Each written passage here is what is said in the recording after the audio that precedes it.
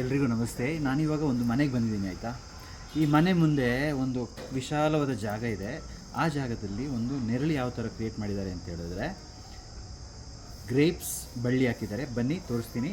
ವಿಯಾನ್ ಬಾ, ಎಸ್ ಹುಡುಕಬೇಕು. ಹಾಂ ನೋಡಿ, ಇಲ್ಲಿ ಎಷ್ಟು ಚೆನ್ನಾಗಿದೆ ನೋಡಿ.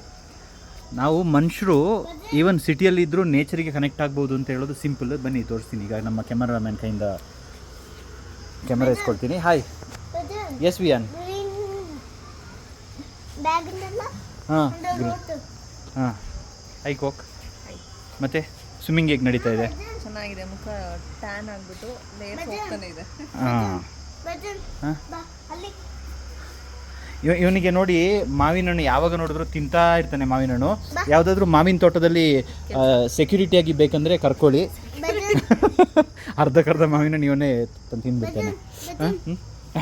ಯಾ ಯಾ ಯಾ ಯಾ ಯಾ ಯಾ ನೋಡಿ, ಇವಾಗ ಇಲ್ಲಿದೆ ಗ್ರೇಪ್ಸು.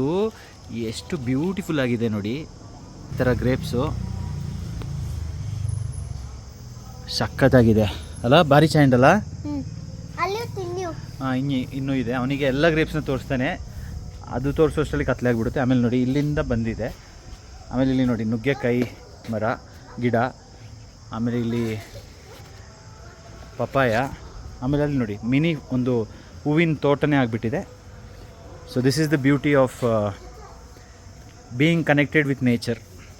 ನೆರಳು ಆಯಿತು, ಎಲ್ಲೇ ಇರಿ, ಎಷ್ಟೇ ದೂರ ಹೋಗಿ, ಆದರೆ ನೇಚರ್ ಕನೆಕ್ಷನ್ ಮಾತ್ರ ಯಾವುದೇ ಕಾರಣಕ್ಕೂ ಬಿಡಬೇಡಿ. Because that's where you have started your journey from.